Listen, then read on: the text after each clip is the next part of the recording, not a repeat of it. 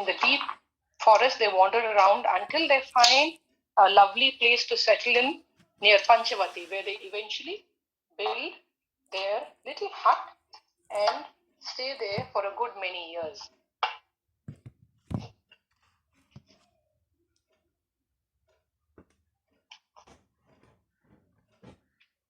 So this is a little landscape arrangement, and we have touches of greenery. And we can do away with the extra pin holders. I always keep a few extra pin holders in case we need to use them for something. I want to put in more material as a ground cover, and I'm using this variety of sedum, which is, it stays well also in the container, and I'm using that as a bit of ground cover too. And when you read it in the epics, they say how the forest was so dense and covered with the kusa grass even as they entered. So they had this little fiber from one of the palm trees, which is like how the forest is strewn with all these kind of kusa grass all over, as is described in the epics. And as they are wandering around, they go into the thick of the forest, and for a touch of, because it's a landscape arrangement, if I want to put in, I choose something purposely dark colored to come along with this, where you have just the bare touch of some color. Even in the forest, in the shade, there is hope, and there is little areas where maybe some light, a filter of light is there, and in that area there would be a little flower growing with difficulty, peering out, looking for the sunlight. And into this very thick forest, we have Sri Rama along with his consort Sita and his brother Lakshmana, who would not leave their side, and he was with them all through wandering in. So here in this case, we're going to use these to depict them. And I have some wild grass again, which look lovely in landscapes and goes with the whole theme of the colors that we have here. So we have a little touch of grass there, and then we have Sri Rama wandering through the forest. That's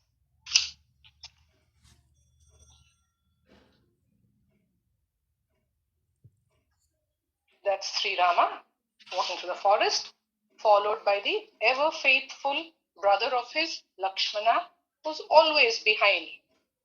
So behind him would be, I have to put him slightly lower and slightly shorter, giving depth, and also you can see that he is behind him. And my forest is so deep, I'm barely able to find the pin holder now. There. So he's just right behind him, and always also close by is the beautiful and devoted Sita, and whom I am depicting using some Dombeya flowers, which are in season now. They're very delicate. In fact, they dry up and then they stay like, like the paper flowers. They stay like the paper flowers. So this is Sita, right next to Rama, always. And so this is in the Aranyakanda, whether in the Dandaka forest, this is what we see in a forest landscape scene. Thank you.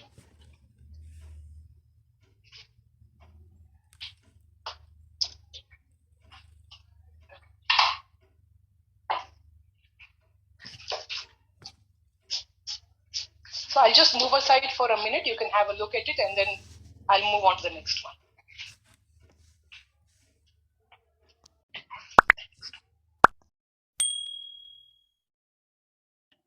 Thank you. Now the next arrangement. So once the Aranya Kanda, that chapter is over in the Ramayana episode, then we move on, and then there's something called the Kishkinda Kanda, where we have where Sri Rama meets Hanuman. So very interesting when it gets more playful once we get to Hanuman. Then we have after that we have the Sundara Kanda, where he goes in search of Sita, because Sita is kidnapped by Ravana while they're in the forest. Sita is kidnapped by Ravana, and just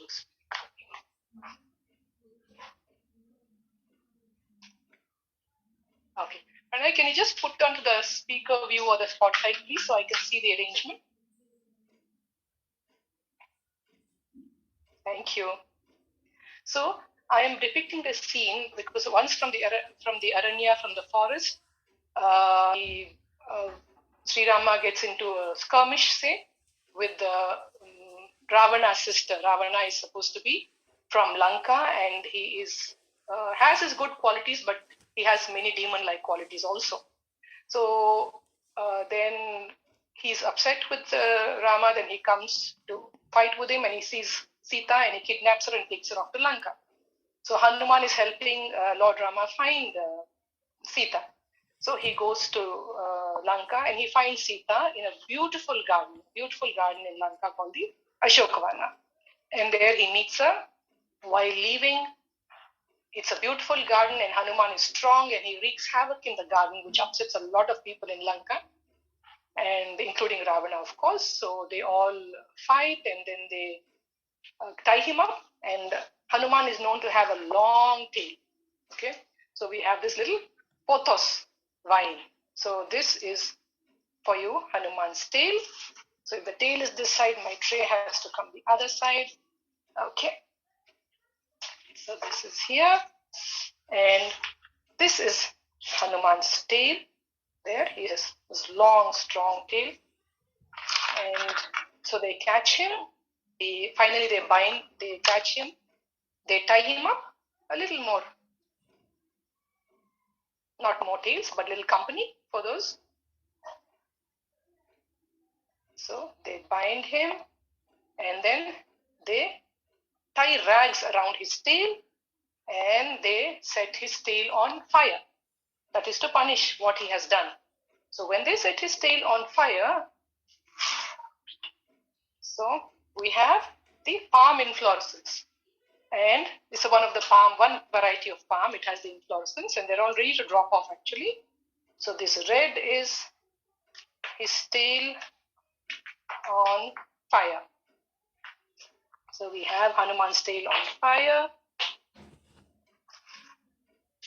and we have Sita watching from the forest and praying to the Lord of Fire, saying, "Do not any harm come to the monkey god Hanuman." So Hanuman is wondering, because his tail is on fire, and how come he doesn't feel any heat or any pain? So that's because of that, and he's protected because he is a noble soul. He's been protected by the good forces. So his tail is on fire. We have a little more fire coming out on the other side because I have another bunch of this. So I've decided more fire on the other side, balancing out this fire here, and he gets free of the ropes he's bound with, and he keeps jumping all over the city of Lanka and setting it on fire because his tail is on fire. Everywhere he jumps, every rooftop, that house catches fire, and there's a lot of it reduced to ashes. So I have the umbrella palm flowers, which is showing the ashes that the city is reduced to. I have a bunch of this where you see the ashes that the city is reduced to, and the fire rages all over, and they try hard to contain the fire. They try hard to catch hold and get hold of Hanuman, but it doesn't work, and the fire rages on, and he escapes to go back to Sri Rama and report what he has seen and figure out how they should rescue the wife of Sri Rama, who is Sita. So this is the fire all around, and a little touch of yellow here. For yellow, I have the shrimp plant, or we call it it's called the Pakistakis also. I love that name. I don't know, it sounds very funny. It's like fun to pronounce it also, the Pakistakis. So we have that. So always a touch of yellow gives some brightness to the arrangement. So I'm putting a bunch of this. So this is showing it's showing actually a destructive scene, because it's Lanka on fire, basically. So I'm just going to put a little yellow, because the flame, sometimes you have yellow of a flame.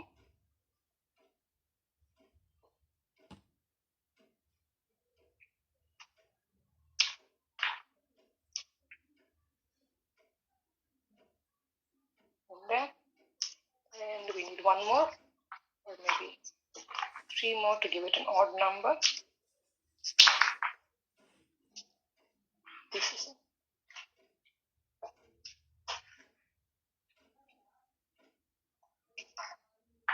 And this is where we have in the Sundarakanda, where Hanuman goes, and when he meets Sita and comes out on the way, he sets fire to the kingdom of Lanka as he is fighting with the Rakshasas, or the demons. So I'll just move aside for a minute. You can see Hanuman's tail on fire and how he's reduced the city to ashes. And they also write in the Ramayanam that he looks back in remorse, because it was such a beautiful garden that he had destroyed, and started initially unwittingly, but he was jumping around, and it led to this little skirmish where the city was burnt down with his burning tail, and he looks back in remorse, saying he'd done this to such a beautiful place and a beautiful garden. So I suppose if you and I, and probably all those who are watching, and we were there, we'd be picking up all the leaves and flowers which were there, which were broken, and trying to pick them up and use them in our Ikebana arrangements. So I'm sure if we were there, we would have all been doing that. But I don't think we existed at that time. So we'll have. As we come to the Mahabharata is again another very important epic, and it has 18 chapters, or 18 parvas as we call them. And in the Adi Parva, the first one, they have mentioned Dronacharya, who is a teacher, and he teaches the Kauravas and the Pandavas. Now, the Mahabharata is a story of cousins. 5, we have the Pandavas, and you have 100 cousins of these Kauravas, and they get into war over Hastinapura, over a kingdom that they want to rule. It's an age-old story. So when they're younger, there's a teacher called Dronacharya who teaches them many skills, including archery. And Arjuna is one of the Pandavas, and one of the 5 Pandavas. You have Yudhishthira. Arjuna is one of the Pandavas, and Arjuna is very good at archery, and Dronacharya is trying to teach him how to shoot. So he takes all the students out to where there's a large tree, and the tree for that today I'm using tamarind branches.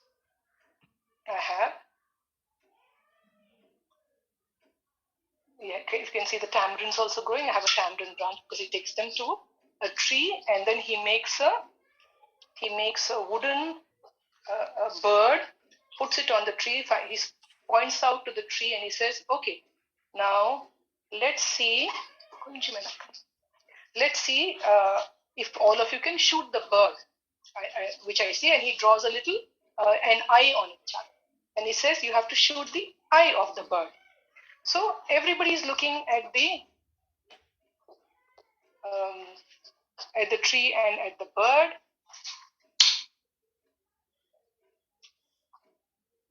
And so the tree I have here, I think we have branches which are a little too long here.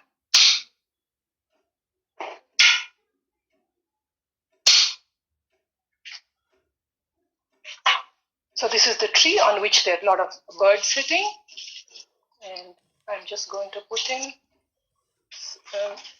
leaves in the center. And he calls all the Pandavas, he calls all the Kauravas. There are 100 Kauravas.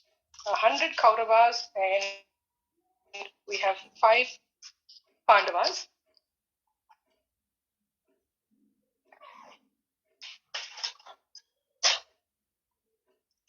I was trying to put another larger leaf and I need length, so I'm putting the bamboo stick here.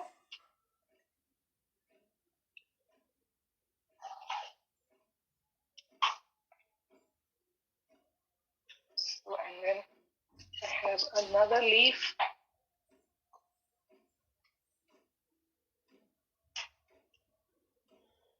So we have some leaves. This is too long.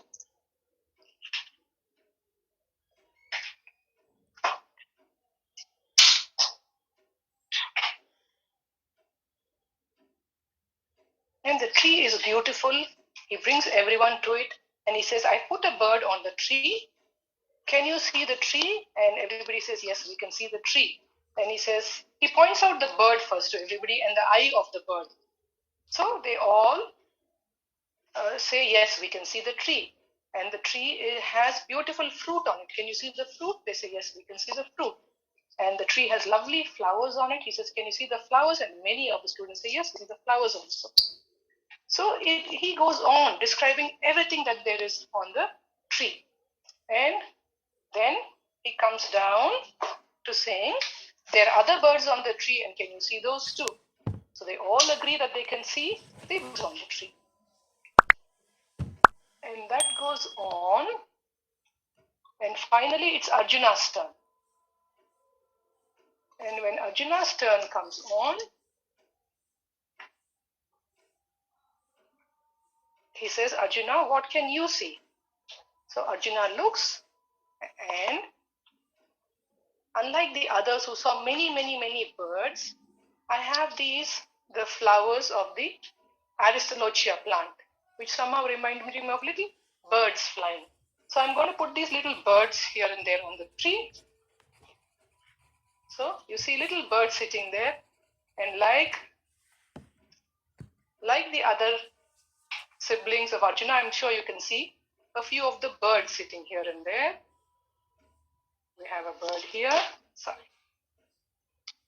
We have birds sitting there, peeping through the branches. We have sitting there, looking through the branches there. So all these birds, and then comes the final bird here. There's so many of these birds, and if you see this one, so this is again of the Aristolochia, and these look like lovely birds. Can you see this? It's a creeper plant, and this plant was given to friend Lakshmi, and it has these beautiful birds going on it. So every time they're in bloom, when you look at up in the sky, they look like these little birds are flying in the sky. It's absolutely beautiful. So I love these. I'm going to put these birds on. And maybe not all of them, maybe just a couple of birds. There are 2 kinds of Aristolochia. One has these kind of flowers. It's one variety of Aristolochia. And the other variety of Aristolochia has these little, see, they grow up like a small bird. See, it's beautifully shaped like a bird. And they grow into larger ones like that. So I can use these as the birds which they are aiming at, and I'll just choose one bird which they are concentrating on.